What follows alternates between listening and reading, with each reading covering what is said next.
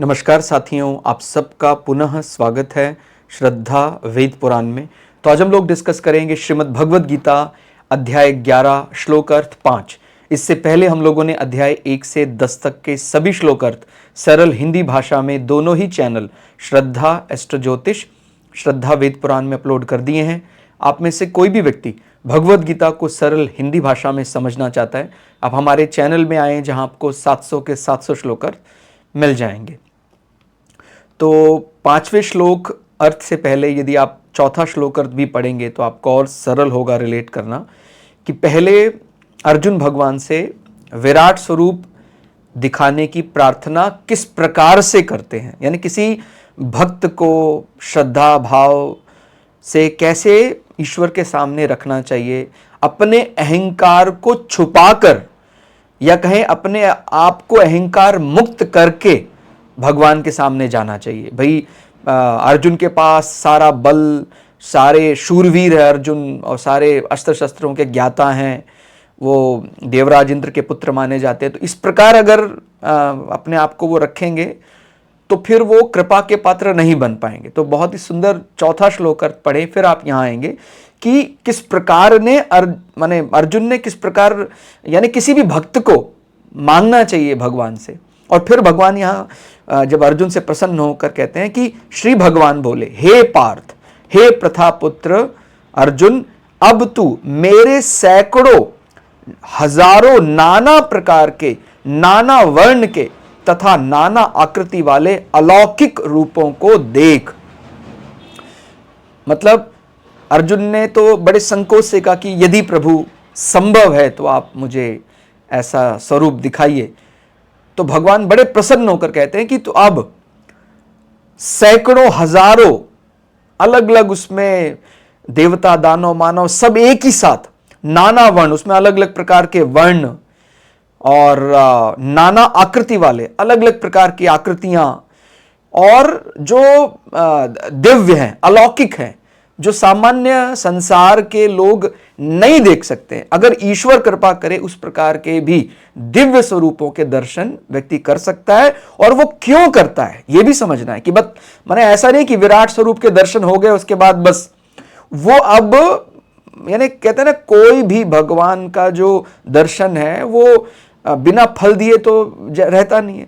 तो अर्जुन को उसी समय पर ही विराट स्वरूप दर्शन होते ही अर्जुन को यह बात समझ में आ गई थी कि भाई ये युद्ध तो जीतना ही है। यानी जैसे आगे और आप विस्तार पढ़ेंगे तो आपको समझ में आएगा कि भगवान फिर आगे समझाएंगे या विराट स्वरूप में ही वो उनको रूप दिखाई देने लग जाएंगे कि जो कौरव पक्ष है वो तो पहले ही एक प्रकार से जा चुका है, या वो तो भगवान द्वारा मारा ही जा चुका है, मैं तो केवल निमित्त मात्र हूं। तो उसका विश्वास, तो इसी प्रकार जब भी हम पर जब भगवान कृपा करते हैं तो वो जो फल है वो अक्षय रहता है। हमारा आत्मविश्वास इसीलिए बहुत बढ़ जाता है। भगवान इसको बोलते हैं ना, भाई इसको भगवान की कृपा हो गई है, इसको भगवान के दर्शन हो गए हैं। फिर वो एक सामान्य व्यक्ति की तरह बर्ताव नहीं करता है, फिर वो एक बार बार डरा हुआ सहमा हुआ नहीं लगता है। भगवान का बल, भगवान का पराक्रम इतना ज्यादा होता है कि अगर भगवान का स्पर्श, भगवान का दर्शन हो जाए तो फिर वो जीवन एकदम परिवर्तित हो जाता है। तो ये 11वें अध्याय से ही, माने जब 11वें अध्याय के श्लोक आए तभी अर्जुन ये बात समझने लग गए थे। फिर भी थोड़ी शंका जो अर्जुन के मन में थी, फिर वो आगे चलकर भक्ति योग के माध्यम से, संन्यास, भक्ति संन्यास योग के माध्यम से भगवान जो शंका रह गई थी वो भी पूरी कर देंगे। ठीक है, यानी भगवद गीता में वैसे लोग बोलते हैं कि कितने योग बताए गए हैं, 18 के 18 अध्यायों को अलग अलग योग का नाम दे देते हैं, लेकिन मुख्य रूप से तो इसमें 3 ही मुख्य योग माने जा सकते हैं: कर्म योग, ज्ञान योग, भक्ति योग।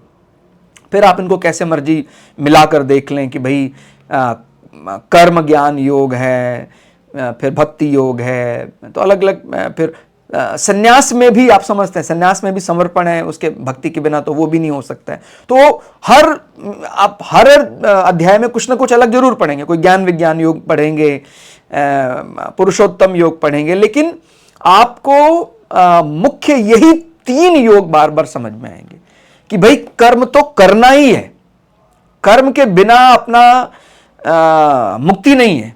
और फिर उसके बाद वास्तविकता, वास्तविक ज्ञान क्या है उसको जानने का प्रयास। हम किसी पशु की भांति कि बताइए क्यों घूमता है ये धरती, किसके चारों तरफ घूमती है, क्यों घूमना चाहिए, गुरुत्वाकर्षण बल क्या है, कहता है क्या करना है इसको जानकर, ये सब हम ऐसा नहीं बर्ताव कर सकते। हमें ये ज्ञान, चाहे वो शुरुआत हम संसार के ज्ञान से करें, लेकिन ज्ञान जानने की इच्छा तो करनी ही पड़ेगी। हालांकि भगवद गीता में बताया कि वास्तविक ज्ञान क्या है।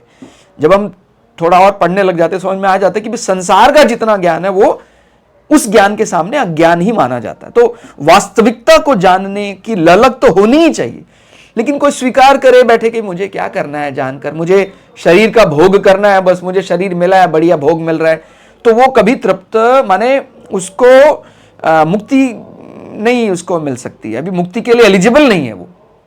तो इसलिए ज्ञान पिपासु होना चाहिए। ठीक हो गया, यानी एकदम अपने को अनुशासित होकर कर्म करना है, और जब ज्ञान मिल जाता तो ये भी समझ में आ जाता है कि उस ज्ञान के कारण ही हमें बात समझ में आई कि वो कर्म पर अधिकार है, कर्म फल पर चिपकना नहीं है कि भाई क्यों नहीं मिला, अभी क्यों नहीं मिला, ज्यादा क्यों नहीं मिला, ये सब विचार नहीं करना है। प्रकृति का जो नियम है वो अटल है, वो किसी के तोड़े टूटा नहीं आज तक। और फिर तीसरी चीज क्या है, भक्ति। और वो कहें वो वास्तव में सबसे जरूरी चीज तो वही है। भक्ति बिना सत्यता के आ नहीं सकती है। यानी भगवान पे समर्पण कोई दिखावे का विषय तो है नहीं कि कोई ये दिखावा करना है, देखो मैं इस प्रकार का वस्त्र पहनता हूं, मैं इस प्रकार का तिलक लगाना। ये तो हमारा, ये व्यक्ति स्वयं ही जानता है कि मैं कितना ज्यादा भक्तिमय हो गया हूं, मेरा समर्पण किस स्तर का है, वो एक ही व्यक्ति जानता है, स्वयं वो व्यक्ति। ठीक हो गया। तो इसीलिए ये कोई समाज में दिखाने का विषय नहीं है भक्ति, और उसमें सत्यता सबसे ज्यादा लगती है। यानी उसकी जो मेन जो उसका क्लॉज या कह सकते हैं मैंडेटरी उसकी रिक्वायरमेंट क्या है भक्ति की, सत्यता।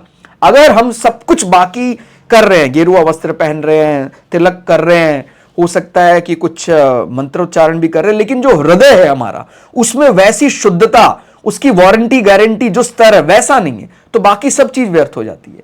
तो भक्ति का जो मैंडेटरी क्लॉज है वो यही है कि आपको पूर्णतः सत्य होना ही पड़ेगा, तब भक्ति अनंत तक ले जाने वाली या अनंत फल देने वाली बन जाती है। तो और भक्ति है फिर आप अपने अपने भक्ति अगर आ जाती है तो फिर व्यक्ति अपने आप ही निस्वार्थ होने लग जाता है। उसको पता है कि वो प्रकृति किसी के साथ अन्याय नहीं करती। वो कभी संसार में तो कोई लोग ऐसे हैं कि भाई वो किसी का जो पारिश्रमिक है यानी उसका वेतन है वो रोक लेते हैं, लेकिन जो प्रकृति है वो किसी का पारिश्रमिक रोकती नहीं है। यदि आपने प्रकृति संसार में कोई अनुशासित कर्म किया है, उसका पारिश्रमिक, उसका आपको जो भी फल है वो जरूर मिलेगा, लेकिन आप जबरदस्ती नहीं कर सकते कि अभी मिलना चाहिए, अभी मिलना पड़ेगा, क्योंकि आप अपना प्रारब्ध है, संचित कर्म है, क्रियमान कर्म है, इन सब का जो कंजंक्शन है वो किस प्रकार से इंप्लीमेंट होता है वो अभी नहीं समझते हैं। तो इसलिए हम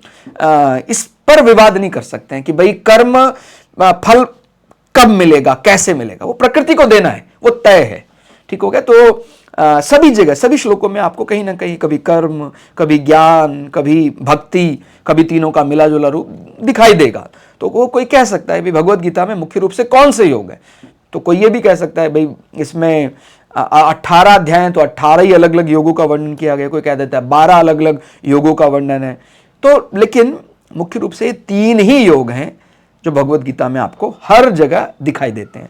तो यहां पर थोड़ा और सरल करके यदि समझे तो अर्जुन ने अपने को असमर्थ मानकर भगवान से अपना एक ईश्वर रूप दिखाने, माने आपने जो अपने विभूतियों का वर्णन किया था 10वें अध्याय में कि मैं ये हूं, मैं ऋषियों में मैं ये हूं, मैं मुनियों में मैं ये हूं, मैं ऐसा आत्मा हूं, मैं मन हूं, तो वो मुझे आप कोई ऐसा रूप दिखाइए, ऐश्वर्य रूप। तो अगर संभव है, बड़ी विनम्रता से, बड़े संकोच से अर्जुन ने भगवान से प्रार्थना की और उसको भगवान की इच्छा पर छोड़ दिया कि भाई जैसा भी आपको लगे। और जब हम ऐसी प्रार्थना करते हैं इस प्रकार से तो भगवान रीझ जाते हैं। एक तो कई बार हम दंभ, अहंकार से कि देखा मैंने इतना, मैं भगवान आपका सखा भी हूं, मैं भक्त हूं आपका, तो आपको करना चाहिए, करना पड़ेगा। तो फिर भगवान समझ जाते हैं कि अभी दंभ अहंकार का लेश मेरे भक्त में शेष है, और जब दंभ अहंकार का लेश मात्र भी रहता है तो भगवान उसकी परीक्षा लेते हैं। फिर इसलिए बार बार परीक्षा देकर अपने को स्वच्छ करने की जरूरत अब नहीं होनी चाहिए। यानी मन में तय कर लो कि या तो आपको बार बार क्या परीक्षा ही लेनी है क्या। अगर आपको बार बार परीक्षा में ही जाना है तो फिर आपका जो बर्ताव है उसमें दम अहंकार दिखाई देगा। और जो आपको लगे कि नहीं, मैं बहुत दे दिया मैंने प्रभु, अब बहुत जीवन हो गया, अब तो मुझे आप अपना जो जो जो वास्तविकता है वो उसके दर्शन कराएं, तो फिर आपको अपना दम अहंकार किनारे रखना ही पड़ेगा। अपने आप को, मैं, इस शब्द का भी बड़ा संकोच से इस्तेमाल करना, ठीक हो गया। और उसको भगवान की इच्छा पर छोड़ दिया कि प्रभु अगर संभव है तो आप मुझे वो ऐश्वर्य रूप दिखाइए। पर भगवान उसको सैकड़ों हजारों रूप, रंग, आकार, अलौकिक रूप दिखाने की बात कहते हैं। इससे सिद्ध होता है कि भगवान की इच्छा पर छोड़ने से साधक को जो लाभ होता है वो अपनी इच्छा से, अपनी बुद्धि से नहीं होता।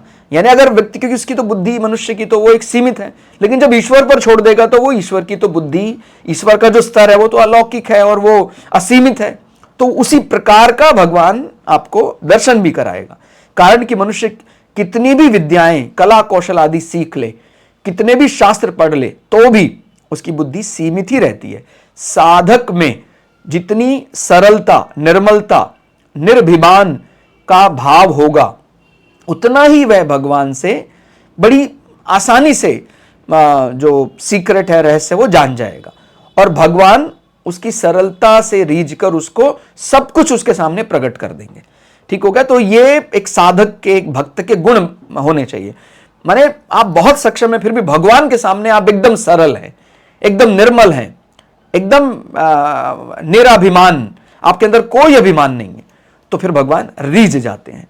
तो अभी भगवान जो रूप दिखाने वाले हैं तो वो किस प्रकार का है? भगवान का ये अलौकिक रूप ऐसा है जिसमें अलग अलग वर्ण, जिस प्रकार से भगवान कहते हैं कि मुझे, ठीक है, मैंने अलग अलग प्रकार वर्णों की रचना की है, जातियों की रचना की है, माने उनके कार्यों के अनुसार उनको कार्य अलग अलग दिए हैं, लेकिन इसका अर्थ यह नहीं है कि मुझे कोई विशेष बहुत ज्यादा प्रिय हो गया यदि वो कर्तव्य का पालन नहीं करेगा, तो चाहे वो कोई भी हो, जब तक कोई अपने कर्तव्य का पालन करेगा तब तक वो मुझे प्रिय होगा।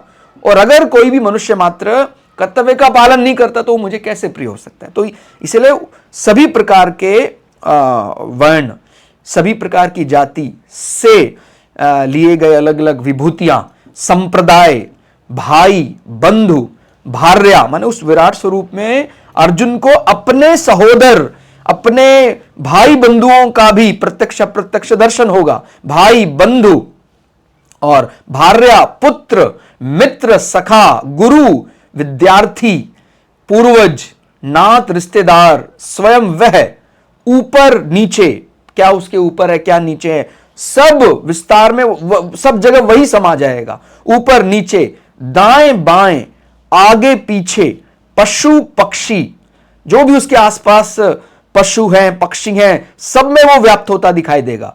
पेड़ पौधे, पिंडज और जरायुज, माने अंडज और जरायुज, और नर नारी, जीव, सजीव, निर्जीव, अति सूक्ष्म जीव, अणु, परमाणु, देवता, सूर्य, चंद्र, नक्षत्र आदि अलग अलग देवता है, तारा मंडल है, और इंद्र, वरुण, आकाश, अग्नि, जल, पृथ्वी, पंच महाभूत, सप्त शक्ति चक्र, शंख चक्र, गदा पद्म, किरीट कुंडल, ये सब भी अलग अलग प्रकार के देवता ही माने जाते हैं।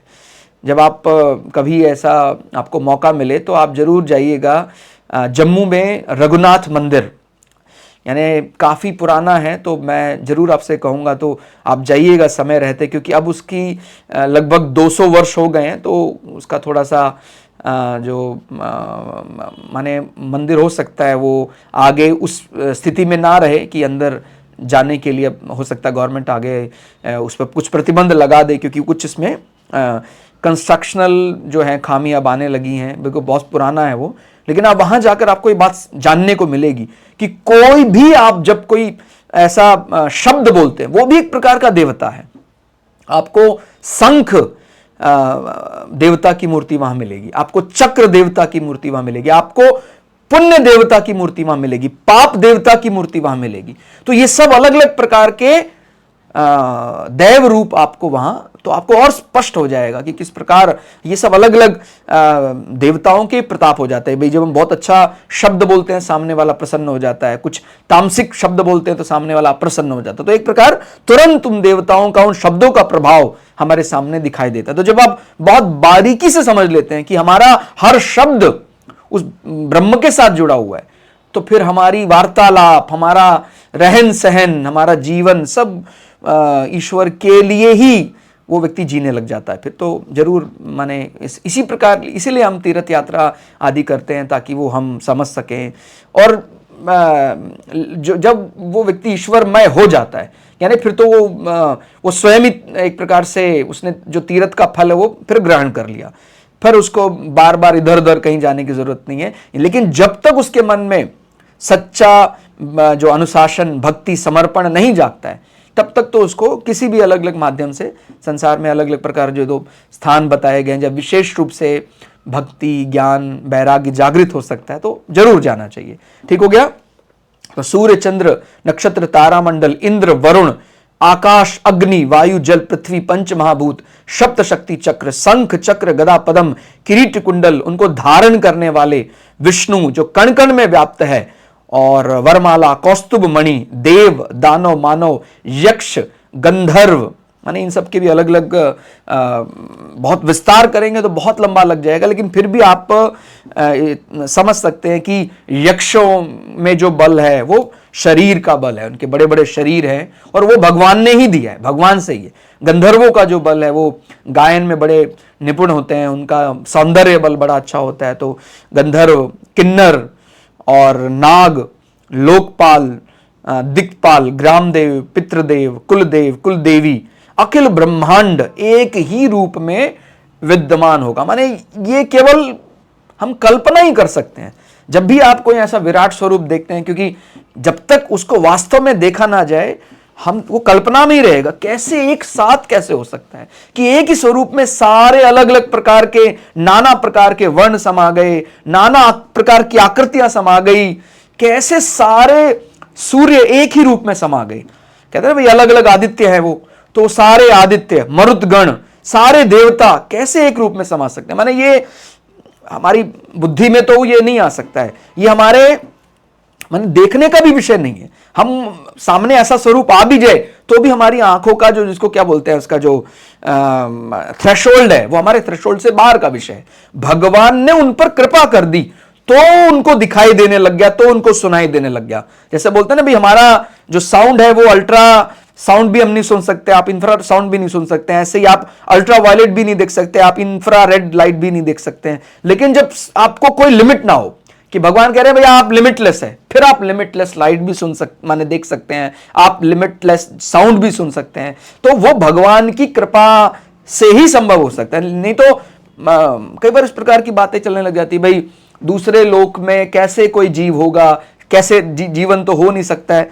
हम इस बात को बिल्कुल स्वीकार करते हैं कि हमारे लिए जो मनुष्य है उनके लिए इस प्रकार का वायुमंडल होना चाहिए, इस प्रकार की गैसें होनी चाहिए। लेकिन इस धरती पे जो जीव है उसके लिए जो थ्रेशोल्ड चाहिए, हमने ये कैसे तय कर दिया कि दूसरे किसी ग्रह में जो जीव है उसके लिए भी यही सेम थ्रेशोल्ड लगता होगा, या उसकी भी यही मैंडेटरी रिक्वायरमेंट होगी। इसलिए ये जैसे मैंने बोला ना, हमारे लिए मिठास क्या है, हमारे लिए मिठास हो सकता है फ्रुक्टोज हो, सैक्रीन सिंथेटिक शुगर है, इतना ही मीठा है बस, इससे ज्यादा हमारे लिए मीठा नहीं है। लेकिन हो सकता है कि कोई ऐसी डायरेक्टरी भी हो, कोई ऐसा लोक भी हो जहां पर मीठे की परिभाषा हमारी चीनी से 2000 गुना बड़ा हो, मीठा हो।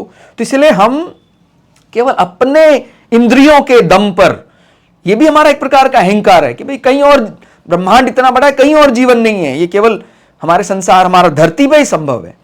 तो अलग अलग लोकों में जो हो सकता है, जो वहाँ का जो जीवन है उसके लिए जो मैंडेटरी रिक्वायरमेंट है, ज़रूरी नहीं है कि वहाँ पर वो ऑक्सीजन के कारण ही। अब फिर मैं ही बात करूँगा तो कहेंगे कि नहीं सर आप क्या विज्ञान आपने पढ़ा है फिर भी आप इस प्रकार की बात कर रहे हैं। वही तो मैं कह रहा हूँ, जो विज्ञान हमने पढ़ा है उसकी सीमा यहीं से शुरू होती है, यहीं समाप्त होती है, क्योंकि यही हमने सीखा है। जब हम कंपैरिजन करते हैं, जब हमें सिखाया गया था इंजीनियरिंग में कि व्हाट इज मेजरमेंट, मेजरमेंट में क्या है, 1 किलो कोई ब्रह्मा जी ने, विष्णु जी ने थोड़ी बताया है। 1 किलो हमने खुद मैंने अपने ही बता दिया कि भाई 1 किलो का एक कोई वहां पर एक सेंटर है, उसमें 1 किलो का एक फ्रांस में म्यूजियम है, वहां पर एक टुकड़ा रखा है, 1 क्यूबिक सेंटीमीटर का जो टुकड़ा, उसका टुकड़े का जो वजन है वो हमने 1 किलो मान लिया कि भाई ये 1 किलो है, और उसी से फिर सारे कंपेयर करने लगे, उसी से हमने तोलना शुरू कर दिया, हमने उसको हमने मान लिया। तो माने इसका अर्थ यह है कि ये संसार में जितने भी ब्रह्म, इसको रचाने वाले हम हैं। सेकंड कितना होता है ये भी हमने, भाई इतना होता, इतना ड्यूरेशन है, जितने लाइट स्पीड ऑफ लाइट इतने रेवोल्यूशन पूरा कर देगी, उसको हम 1 सेकंड मान लेंगे। तो ये सब हमने खुद से डिक्लेयर किया है। लेंथ कितना होगा, 1 मीटर किसको माना जाएगा, तो ये सब फिर उसके बाद कंपैरिजन करने लगे। यानी हमारे ज्ञानेंद्रिया, हमारी जो इंद्रियां हैं उनकी जो सीमा है, और हमारा जो मनुष्य जीवन है उसकी सीमा है। लेकिन जब हम अनंत की बात करते हैं तो अनंत को जानने के लिए हम इस सीमित से कैसे अनंत को जान सकते हैं? वो तो जब ईश्वर कृपा करेगा तो फिर हम जान सकते हैं। तो यहां पर एक बात और समझ में आती कि वो जो विराट स्वरूप है, वो विराट स्वरूप जो हम वैज्ञानिक दृष्टि से भी कई बार कहते हैं ना, भाई हम अगर आपके सामने कोई ऐसा प्रकाश है या कोई ऐसा ऑब्जेक्ट है जो इंफ्रारेड रिलीज कर रहा है, तो मनुष्य की आंखें नहीं देख पाती हैं, तो हम उसको कहते हैं ना, भाई ये कोई ऊपरी शक्ति है, ये कोई दैवीय शक्ति है, दानवीय शक्ति है, अलग अलग उसको हिडन कैमरे में रिकॉर्ड करते हैं कई लोग, जो सुपर माने जो ऐसा बोलते हैं ना, ये एक्टिविटी होती है, पैरानॉर्मल एक्टिविटीज वगैरह में ऐसा सब रिकॉर्ड करते हैं ये सब चीजें। तो वो मनुष्य की आंख नहीं देख पा रही है, वो कैमरा देख पा रहा है। तो आप समझ सकते हैं, अगर मनुष्य सब देख पाता, सारे थ्रेशोल्ड देख पाता, तो शायद संसार का एक अलग ही रूप उसके सामने होता। ऐसे ही उसको जैसे हमारा आंख, आप जानते हैं जो उसका कॉर्निया सेल है वो एकदम अलग प्रकार का है। वो ऑक्सीजन जो हम नाक से नॉस्ट्रल से लेते हैं, उसकी ऑक्सीजन की जरूरत कॉर्निया सेल्स को नहीं होती, वो डायरेक्ट ऑक्सीजन एब्जॉर्ब कर सकता है। मतलब अगर इस प्रकार की कुछ प्रॉपर्टी हो कि हमें ऑक्सीजन डायरेक्ट सेल एब्जॉर्ब कर ले, तो नाक अगर बंद भी है तभी भी हमारी मृत्यु नहीं होगी। इस प्रकार का माने कई ऐसे हैं, वो ईश्वर के मतलब अलग अलग जो जीवों की परिभाषा है वो अलग हो सकती है। सब जीव मनुष्य की तरह हो ये कोई जरूरी थोड़ी है कि हमारा जो ऐसा स्ट्रक्चर है, ऐसा सर होता है, ऐसा उसकी 2 आंखें सामने होती है तो ही वो देख सकता है। ठीक हो गया। अब जैसे मरुदगणों के बारे में बोलते हैं कि भाई वो एक ही भ्रूण से वो अलग अलग 49 टुकड़े से फिर वो अलग अलग वो देवता बन गए। तो वो देवताओं के दिव्य शरीर हैं, दिव्य आकृतियां हैं, उनको आप एग्जैक्टली यदि मनुष्य के साथ देखने का प्रयास करेंगे तो समस्या हो जाएगी, आपको समझ में नहीं आएगा। तो गीता पूरी पढ़नी है, क्यों? ताकि जब बार बार गीता के श्लोकों का अध्ययन करेंगे तो बहुत सी ऐसी चीजें निकलेंगी जो हम जल्दी जल्दी में छोड़ देते हैं। अब छोड़ना नहीं, अपने को पूरा करना है। तो फिर हर देवता, हर शब्द के बारे में हमें सोचने का, विचार करने का मौका मिलेगा, और वही अर्थ सामने निकलेगा जो हरि कृपा से वास्तविक अर्थ है। जैसे मैंने बताया कि ये अगर ईश्वर की इच्छा ना हो, हमारे अंदर समर्पण ना हो, श्रद्धा भाव ना हो, तो गीता अपने श्लोक अर्थ को गुप्त भी रख सकती है। कितने ही ऐसे व्यक्ति आपने सुने होंगे, पढ़े होंगे, कहते भाई उनको ये अर्थ कुछ और अर्थ रूप में दिखाई दिया, किसी और के किसी और अर्थ रूप में। तो ये तो माता सरस्वती की कृपा ही है, या जब हम पर कृपा होगी तो ही इसका जो वास्तविक अर्थ है वो हम ग्रहण कर पाएंगे। यहां बात केवल संस्कृत जानने से नहीं चलेगी। कई लोग कहते हैं सर संस्कृत के तो जो विद्वान है उनसे कहां गीता का ज्ञान छुप सकता है। ऐसा जरूरी नहीं है। ये बात बहुत अच्छी तरह समझने वाली है कि वो हमारा कितना सात्विकता, कितना रज, कितना तम हमारे अंदर समाया है, कितनी समर्पण है, तो ही हम इसका वास्तविक अर्थ ग्रहण कर पाएंगे। जैसे हम बोलते हैं ज्योतिष में भी बुद्ध जो ग्रह है वो बौद्धिक स्तर तो बढ़ा सकता है, बुद्धिमत्ता बढ़ा सकता है, लेकिन वो बुद्धिमत्ता प्योरिटी की तरफ जाए, वो विजडम, वो नैतिक मूल्य, शुभता उसके अंदर आए, सात्विकता आए, ये तो बृहस्पति ही तय कर सकता है। ठीक हो गया। तो इसलिए अपने को बड़े बड़े विद्वान है, अगर अपने को बुद्धि का अहंकार ऐसा हो गया है कि संस्कृत का तो मैं बड़ा विद्वान हूं, मैं तो जीत लूंगा भगवत गीता को, ऐसा तो फिर अगर दम, किसी को दम अहंकार है, वो गीता का अर्थ उसके सामने स्पष्ट ही नहीं होगा, वो अर्थ स्वयं ही गुप्त रहेगा। और जब व्यक्ति समर्पित होकर आता है तो फिर, और आपने देखा होगा गुरुकुल आदि में, जब भी हमारे जैसे महाभारत आदि ग्रंथों में गुरुकुल की बात आती है, गुरु शिष्य परंपरा की बात आती है, तो गुरु परीक्षा जरूर लेते हैं। वो इसलिए नहीं लेते हैं कि भाई वो अपने धौंस जमाना चाहते हैं। गुरु माने पहली कंडीशन क्या है कि कोई शिष्य यानी उपनिषद, यानी गुरु के सामने शिष्य बैठा है बड़े धैर्य से, उसके लायक भी है या नहीं है। तो इसलिए गुरु उसको ठोक बचाकर एक बार जरूर ये चेक करते हैं कि भाई ये वास्तव में ज्ञान लेने के लिए तैयार हो भी गया है या नहीं हुआ है। तो गुरु उसको कुछ ऐसी बात कहेंगे कि जाओ आप हमारा खेत देख कर आओ, खेत में जो मेड़ है उसको आपको बांधना है, और बरसात का समय है, अब आपको कोई समझ में नहीं आ रहा, लेकिन गुरु ने आदेश दिया है, तो आप उस मेड़ की जगह स्वयं लेट गए। आपने इस प्रकार की कथाएं पढ़ी होंगी जो महाभारत का हिस्सा है। इसी प्रकार उपमन्यु की कथा आपने पढ़ी होगी, और उनको भोजन के लिए रिस्ट्रिक्शन लगा दी उनके गुरु ने। उसके बाद फिर गुरु ही, फिर जब वो पास कर लेते फिर गुरु ही रीझ जाते हैं उन पर, कहते हैं भाई लो, आपको बिना पढ़े ही हम सारा ज्ञान वेदों का उपनिषदों का आपको दे देते हैं। तो ये कोई, और इस प्रकार के जब हम ट्रेनिंग आदि में जाते हैं, जैसे कोई बड़ा अफसर कोई आर्मी में या कोई अलग, और तो उसको जो बहुत एक कठिन ट्रेनिंग से गुजरना पड़ता है। इसका अर्थ ये तो कदापि नहीं है कि भाई ट्रेनिंग टफ है क्योंकि भाई हमारा कोई द्वेष है आपसे, नहीं। आपको उस स्तर का समझा गया है, आपको उस स्तर का बनाना है अभी, इसीलिए आपको उस ट्रेनिंग से गुजरना है। ठीक हो गया। तो गुरु शिष्य परंपरा में हमें इसलिए ये चेक किया जाता है कि भाई आप वास्तव में ही धैर्यवान हैं भी या नहीं है। अगर आपके अंदर धैर्यता, आपके अंदर समर्पण, आपके अंदर अपने गुरु के लिए, अपने देवताओं के लिए श्रद्धा भक्ति नहीं है, तो फिर आप ज्ञान नहीं सीख सकते हैं। चाहे आपको माने भाषा का कितनी अच्छी बारीकी आपको पता है, फिर भी वो भाषा आपको वो नहीं दे पाएगी जो आपका वास्तविक कल्याण कर पाए। इसीलिए बड़ी विनम्रता से जब भी कभी भगवान के विषय में जानने की कोशिश करनी है, तो बड़े ज्ञानी है फिर भी बड़ी विनम्रता से, तभी आप जान पाएंगे। तो आज के श्लोक अर्थ में फिलहाल इतना ही। श्लोक अर्थ आपको कैसा लगा कमेंट करके आप जरूर बताइएगा। मिलते हैं अगले श्लोक अर्थ के साथ, तब तक के लिए जय श्री भगु पराशरा, जय श्री शुक्राचार्य, नमस्कार।